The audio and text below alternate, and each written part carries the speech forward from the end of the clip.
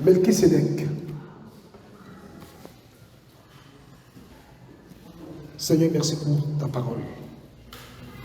La révélation de ta parole est claire, Seigneur, et elle donne l'intelligence au simple. Assistez-nous, Père, par ton esprit, afin que nous puissions comprendre ta parole. Tu es notre roi, nous te célébrons au nom de Yeshua. Amen. Hébreux chapitre 7, à partir du premier verset, comme nous faisons l'enregistrement, je serai obligé de lire afin que cet enregistrement aussi puisse aider l'Église qui est dans les nations.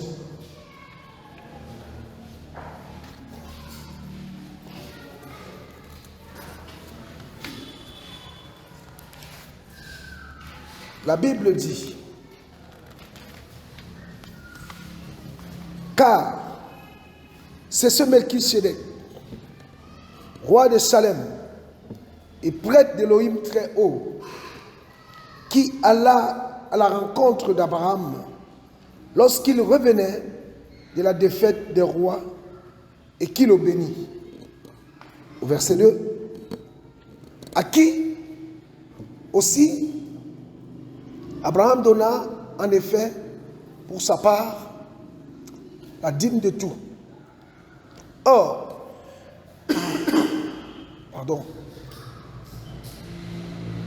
en interprétant son nom, il est d'abord roi de justice et ensuite il est aussi roi de Salem, c'est-à-dire roi de paix. Il est sans père, sans mère, sans généalogie, n'ayant ni commencement de jour, ni fin de vie. Mais il est rendu semblable au Fils d'Élohim. Il demeure prêtre pour toujours. Au verset 4, considérez donc combien est grand celui à qui même Abraham, le patriarche, donna la dîme du butin. Et ceux des fils de Lévi qui reçoivent la prêtrise ont en effet l'ordre, selon la Torah, de prélever la dîme sur le peuple, c'est-à-dire sur leurs frères, bien qu'ils soient sortis des reins d'Abraham. Amen. Melchisédek. Nous bénissons la parole du Seigneur. Frère, la Bible dit que cet homme qui allait au-devant du patriarche Abraham n'était pas n'importe qui. C'était un homme spécial. C'était un homme qui est sorti de nulle part. Parce que c'était la première fois, si nous prenons le livre de Genèse 14, à partir du verset 17 là-bas, vous allez voir que lorsque Abraham va rentrer de la bataille de la victoire, la bataille de Kedar Laomer, il va faire la rencontre de cet homme. Et dans le livre de la Genèse, la Bible déclare que Melchisédek était roi de Salem. Alors, il y a beaucoup de choses qu'on va voir ce soir. Beaucoup. Beaucoup de choses. Alors, premièrement,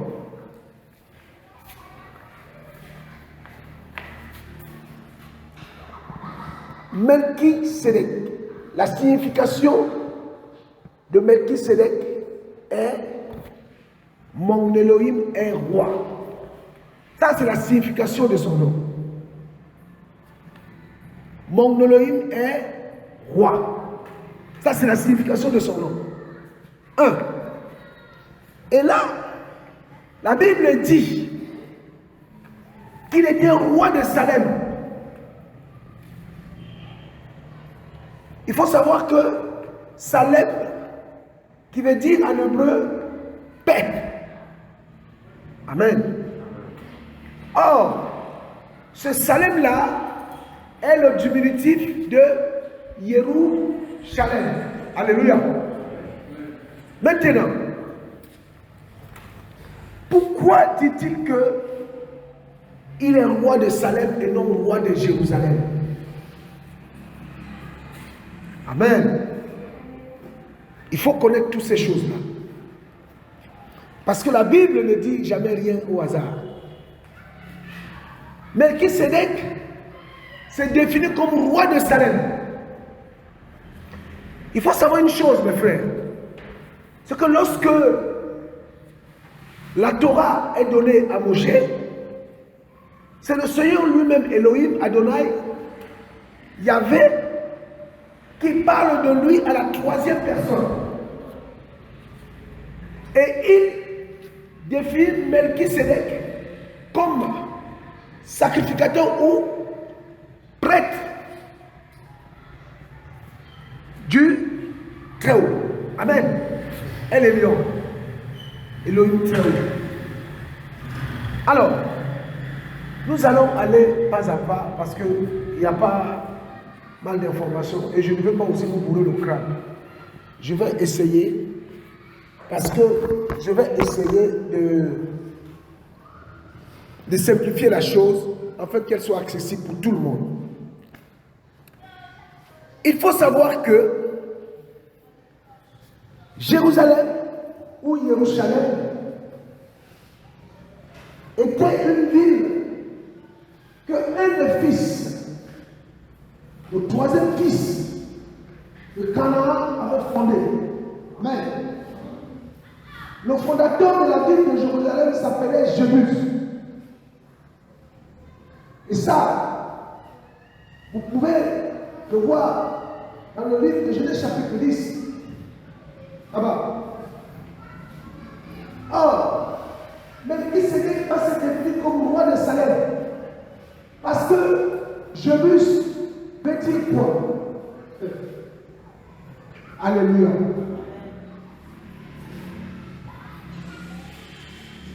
Jébus veut dire quoi?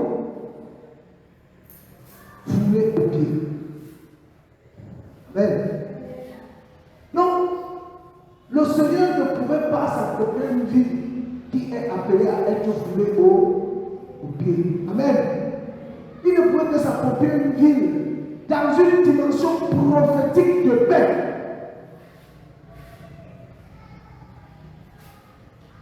Alléluia. Donc, il va nous se présenter, se définir comme roi de quoi? Salem. Il y a beaucoup de choses pour moi. Roi de Salem. Prenons le livre de la Genèse.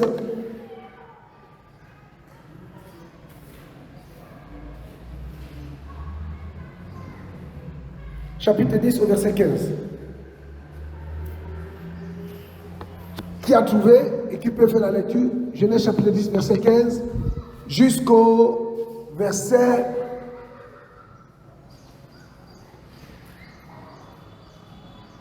allez.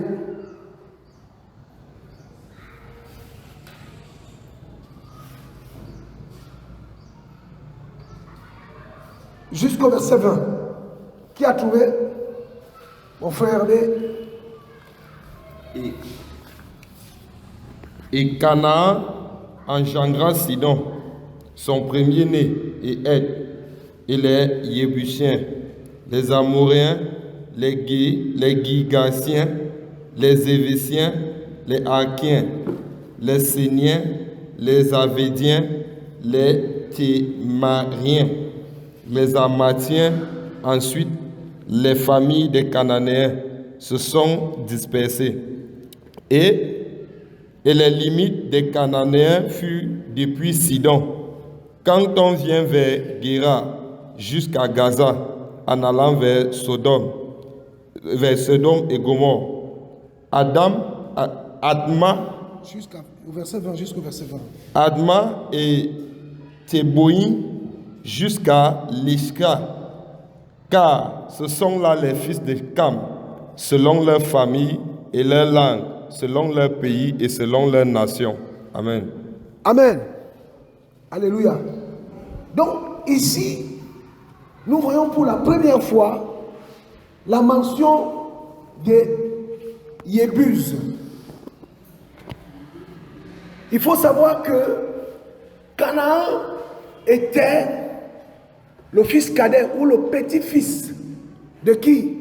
De Noah. Amen. Et c'est lui que Noé, son grand-père, va maudire. Alléluia. Alléluia. Oui. Il va le maudire. Et les rabbins disent que si Canaan a été maudit, les rabbins israélites, la Torah juive dit que si Canaan a été maudit, parce que c'est lui qui a vu premièrement la nudité de son grand-père. Et il allait rapporter ça à son père. C'est pour cela que quand Noah est sorti de son vin, il était fou de rage et il a maudit son petit-fils. Donc, la terre de Canaan que le Seigneur avait promis à Abraham ne pouvait pas être habitée sans qu'elle ne soit purifiée. Amen. Voilà pourquoi il se prononce comme étant quoi? Roi de Salem. Parce qu'il fallait que cette ville-là, cette terre-là soit purifiée premièrement. Alléluia. Et ici, la Bible dit,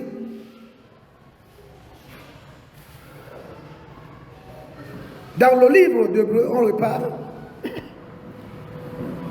le livre d'Hébreux,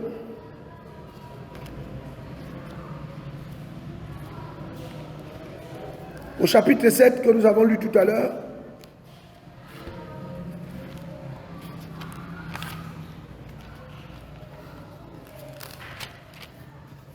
au chapitre 7, je prends la version seconde, la Bible dit,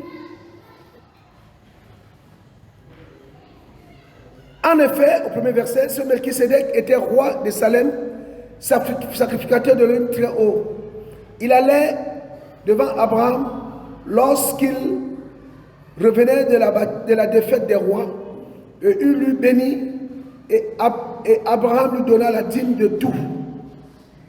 Il est d'abord roi de justice. Alléluia. Alors, nous sommes ici en train de parler de Melchisédek. Et là, la Bible déclare qu'il est roi de quoi? De justice. Alors, je vais nous faire participer. Qui est roi de justice et prince de paix? C'est pas Yoshua? Alléluia. Alléluia. Est-ce qu'on peut vérifier ça dans la Bible? Allons-y. Dans la Bible.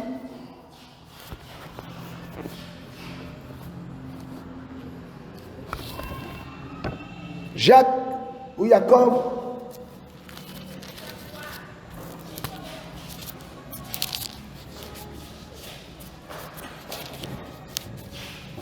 Quelqu'un peut aussi chercher le psaume 110 au verset 4, qui peut trouver là-bas.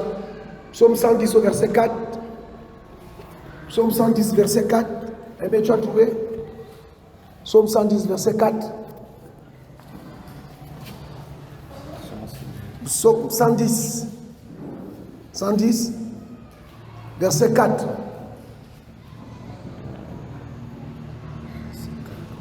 Là, c'est en version seconde. C'est pas grave, c'est la parole. L'Éternel a juré et il ne se repentira point. Tu es sacrificateur pour toujours, à la manière de Melchisedec. Amen. Amen. Maintenant, on prend Jacob, chapitre 5. Jacques, chapitre 5.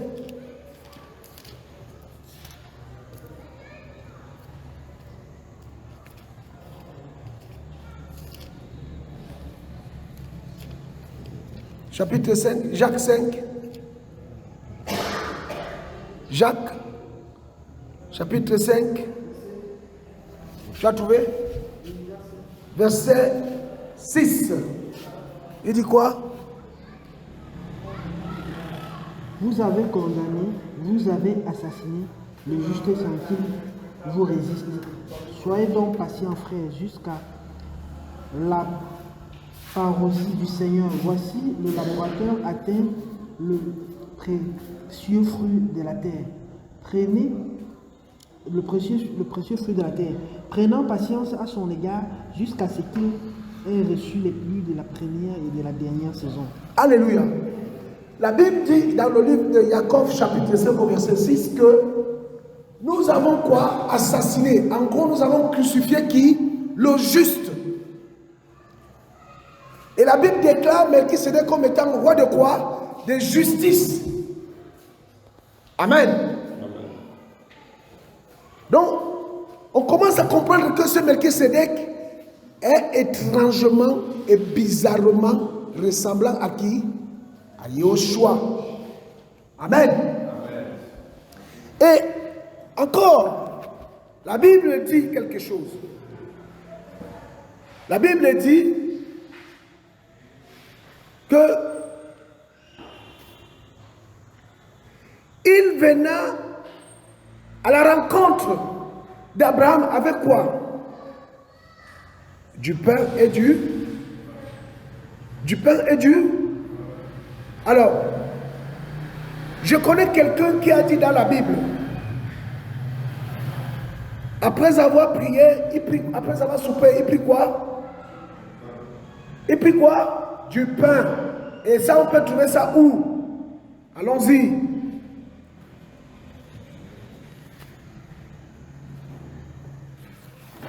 Qui a trouvé?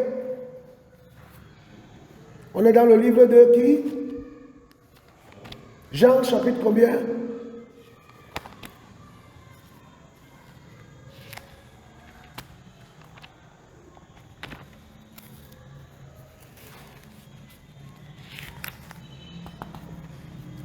Moi-même, j'ai une main avec le micro, donc il faut que je cherche. On peut prendre le livre de Luc aussi.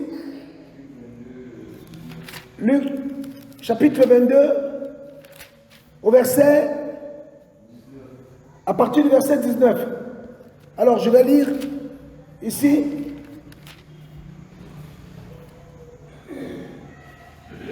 À partir du verset 14, je vais prendre. La Bible déclare, l'heure étant venue, il s'est mis à table et les apôtres avec lui. Il leur dit, j'ai désiré vivement manger cette Pâque avec vous, avant de souffrir, car, je vous le dis, je ne mangerai plus jusqu'à ce qu'elle soit accomplie dans le royaume d'Élohim. Et ayant pris quoi? Une coupe, il rendit grâce et il dit, prenez cette coupe et distribuez-la entre vous, car je vous le dis, je ne boirai plus désormais du fruit de la vigne jusqu'au royaume d'Élohim soit venu. Ensuite, il prit du pain et après avoir rendu grâce, il le rompit et le leur donna en disant, ceci est mon corps qui est donné pour vous. Vous faites ceci en mémoire de moi. Et il prit même la coupe après le souper et leur donna en disant, cette coupe est la nouvelle alliance en mon sang qui est répandu pour vous.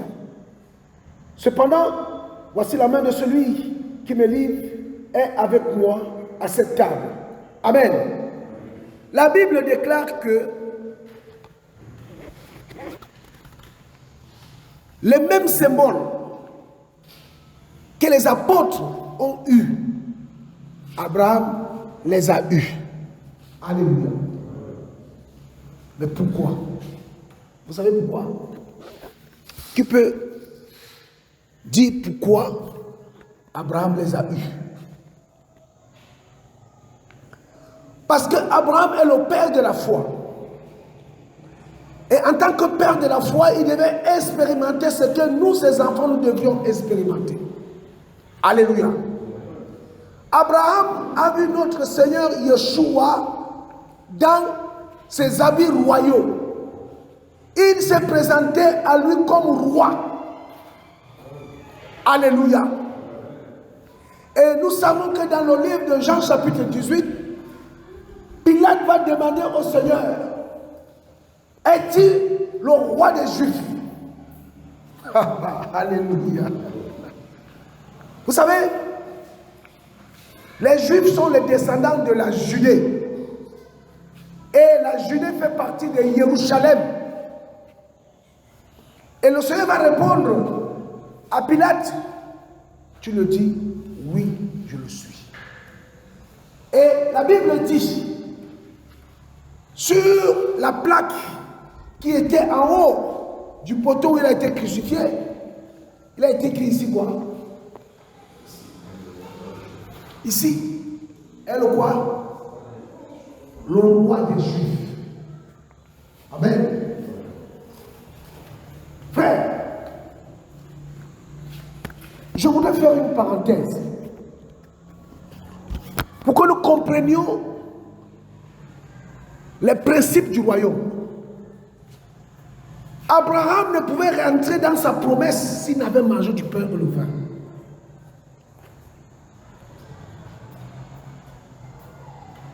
Alléluia. Vous remarquerez que lisez le livre de la Genèse à partir du verset 14, chapitre 14, 15. Lorsque Abraham va manger le pain et le vin, c'est là où son alliance sera réitérée et renouvelée.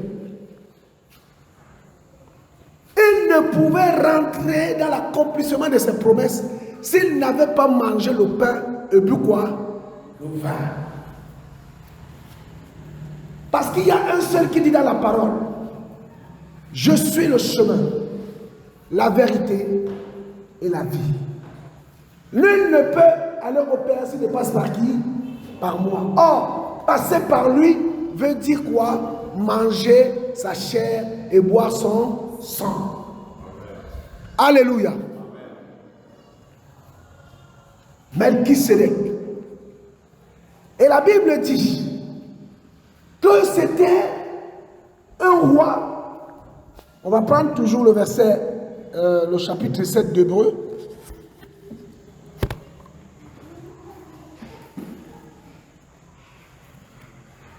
Oh Seigneur. On dit ici que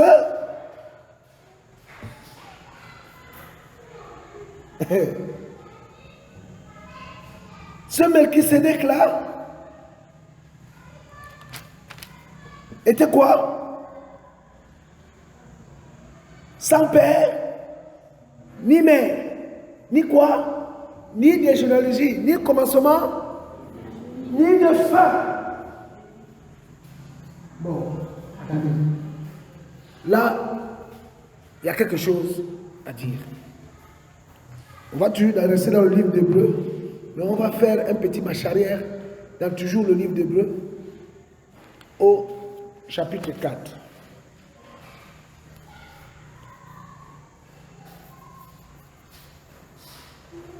Merci Seigneur. Merci Seigneur. La Bible dit,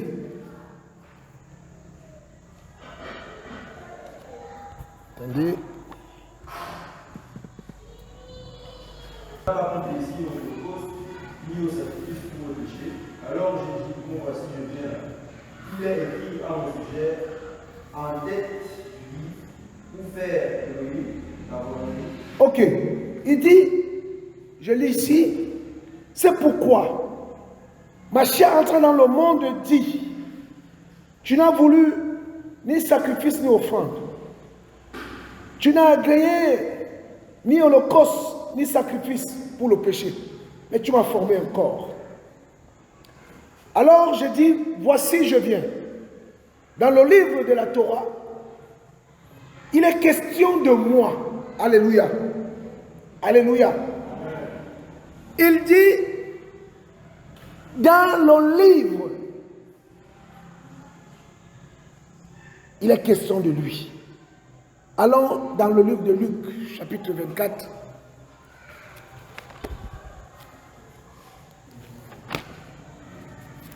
Luc 24.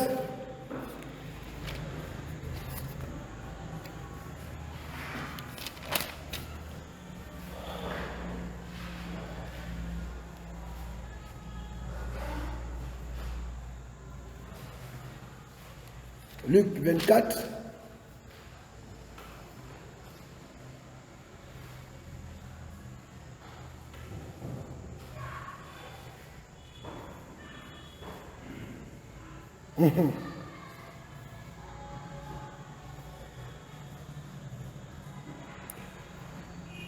La Bible déclare à partir du verset 25, alors Joshua leur dit, ô hommes sans intelligence, et dont le cœur est lent à croire tout ce qu'ont dit les prophètes, ne fallait-il pas que le Mashiach souffre ces choses et qu'il entre dans sa gloire?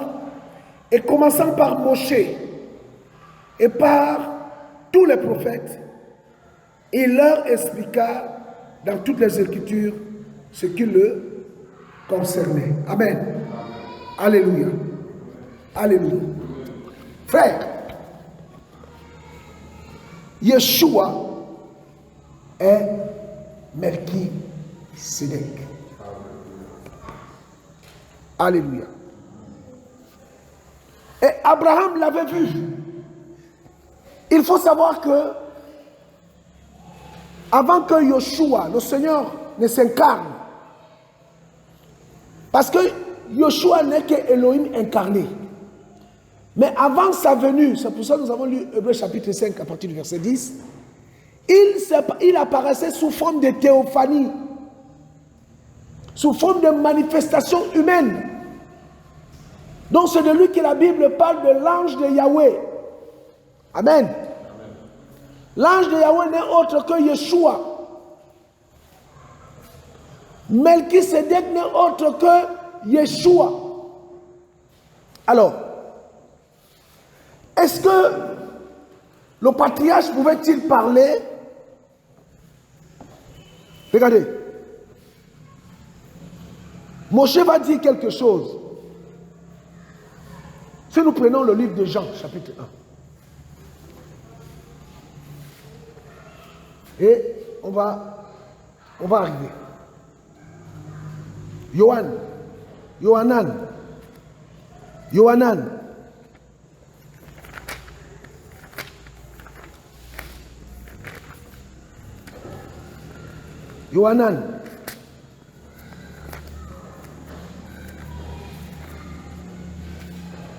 Jean chapitre 1.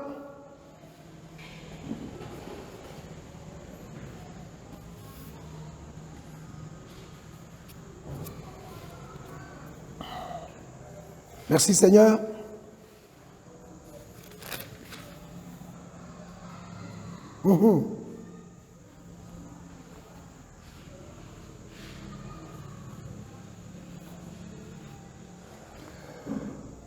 À partir du verset 43, je lis la parole. La Bible dit, le lendemain, Joshua voulut se rendre en Galilée.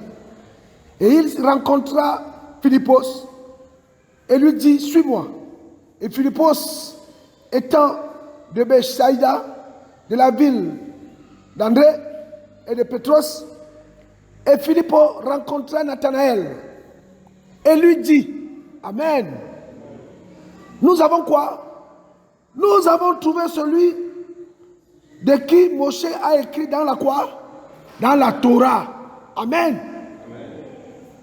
Il dit, nous avons rencontré celui de qui Moshe a écrit dans la Torah et dont les prophètes ont parlé. Yoshua HaMashiach de Nazareth. Alléluia. Alléluia. Fils de Yosef. Oh Seigneur. Donc, ici, nous comprenons que Moshe aussi a vu Yoshua. Amen. Amen. Amen. Ah oui, frère. Il l'a vu. Il a parlé de lui. Il lui a dit, Seigneur, fais-moi voir quoi? La gloire. Et le Seigneur va lui dire quoi? Personne ne peut me voir en face et il dit, mais voici un lieu près de moi. Je te mettrai dans le creux du rocher et je ferai passer devant toi toute ma bonté. Et tu me verras de quoi? De dos. Alléluia. Moïse l'a vu, frère. Maintenant, puisque nous disons que Melchisedec c'est Yeshua, nous devons aussi comprendre et trouver dans la Bible que Abraham aussi a vu qui? Yeshua. Amen. Alléluia.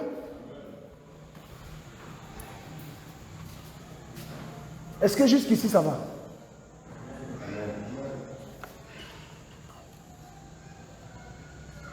Allons-y dans le livre de Jean. Toujours.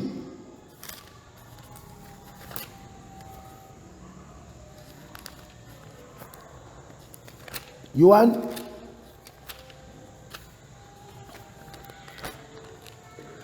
Yohan.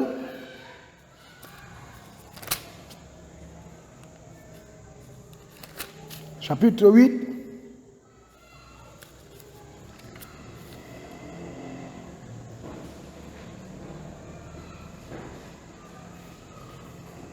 Alléluia.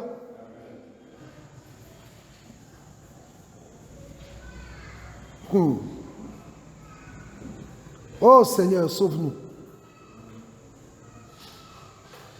Est-ce que on va lire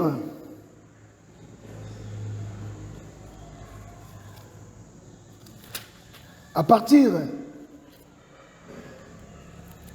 on va prendre à partir du verset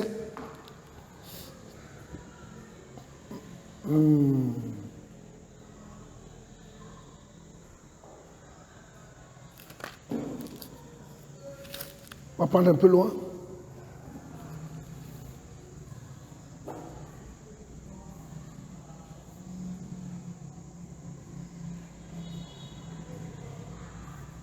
On va prendre à partir du verset 30. La Bible dit, comme Yoshua parlait ainsi, plusieurs crurent en lui.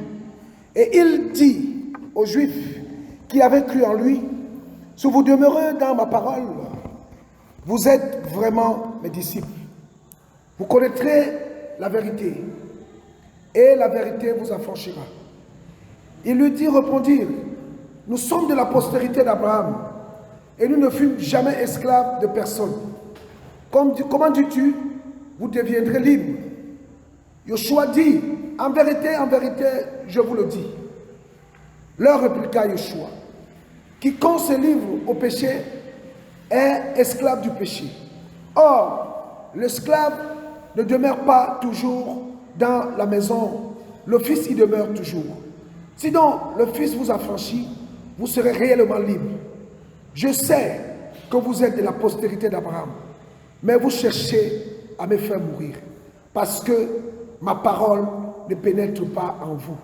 Je dis ce que j'ai vu chez mon Père, et vous faites ce que vous avez entendu de la part de votre Père. Ils lui répondirent, notre Père c'est Abraham. Jésus leur dit, si vous étiez des enfants d'Abraham, vous ferez les œuvres d'Abraham. Mais maintenant, vous cherchez à me faire mourir. Moi, qui vous ai dit la vérité, que j'ai entendu d'Élohim, cela, Abraham ne l'a point fait. Vous, vous faites les œuvres de votre Père. Il lui dit, nous ne sommes pas des enfants illégitimes. Nous avons un seul Père, Elohim. Yoshua leur dit, si Elohim était votre Père, vous m'aimeriez, car c'est de votre Père, vous m'aimerez, car c'est d'Elohim que je suis sorti et que je viens. Je ne suis pas venu de moi-même, mais de lui. C'est lui qui m'a envoyé. Pourquoi comprenez-vous pas mon langage? Parce que vous ne pouvez écouter ma parole. Vous avez pour père le diable et vous voulez accomplir les désirs de votre père. Il a été battu dans le commencement et il ne se tient pas dans la vérité parce qu'il n'y a point de vérité en lui. Lorsqu'il profère les mensonges, il parle de son propre fond, car il est menteur et le père du mensonge. Et moi, parce que je dis la vérité, vous ne croyez pas. Qui de vous me convaincra de péché si je dis la vérité? Pourquoi ne croyez-vous pas? Celui qui est d'Elohim écoute les paroles d'Elohim. Vous ne m'écoutez pas parce que vous n'êtes pas d'Elohim. Au verset 48, la Bible dit, les Juifs lui répondirent, nous n'avons pas raison de dire que tu es un Samaritain et que tu as un démon. Yoshua répliqua, je n'ai point de démon, mais j'honore mon Père, et vous m'outragez. Je ne cherche point ma gloire. Il y en a un qui cherche, il y en a un qui la cherche et qui juge. En vérité, je vous le dis, si quelqu'un garde ma parole, il ne verra jamais la mort. Maintenant, lui dirent les Juifs, nous savons que tu as un démon. Abraham est mort, les prophètes aussi. Et tu dis que si quelqu'un garde ta parole, il ne verra jamais la mort. Es-tu plus grand que notre père Abraham qui est mort? Les prophètes aussi sont morts. Qui prétends-tu être? Alléluia. Hein? Qui prétends-tu être? Yoshua répondit, si je me glorifie moi-même, ma gloire n'est rien. C'est mon Père qui me glorifie. Lui que vous dites être votre Elohim et que vous ne connaissez pas. Pour moi, je le connais. Et si je disais que je ne le connais pas, je serais semblable à vous, un menteur. Mais je le connais et je garde sa parole. Abraham, votre père, alléluia. Là, Abraham, votre père, a tressailli de joie de ce qu'il a fait quoi? De ce qu'il a fait quoi? Acclamons Yeshua. Frère, la Bible est en train de dire ici, Yeshua dit que Abraham l'a vu et qu'ils ont mangé ensemble.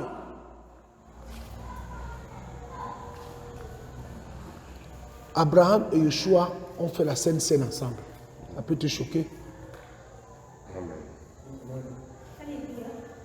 Parce que quand le Seigneur descend, il descend avec les symboles. Et les symboles ont une grande signification. Abraham a vu la croix, frère.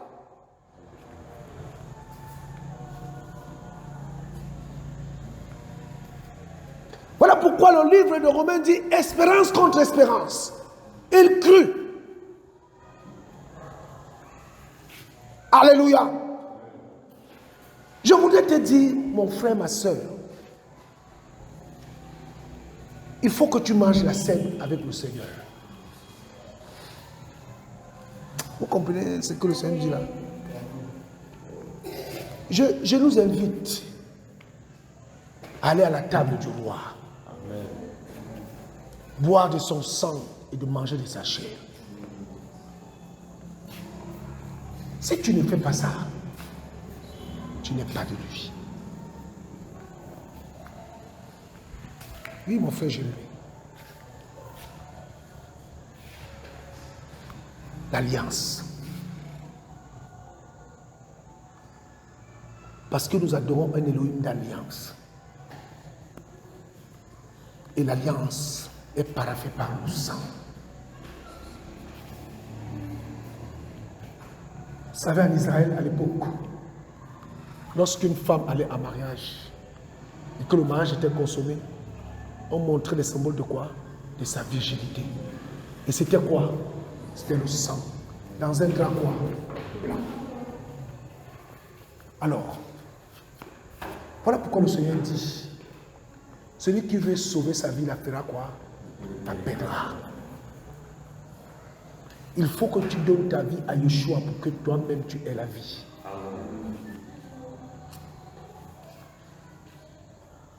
Il fallait qu'Abraham boive du sang et mange de sa chair pour qu'il soit le père de la foi.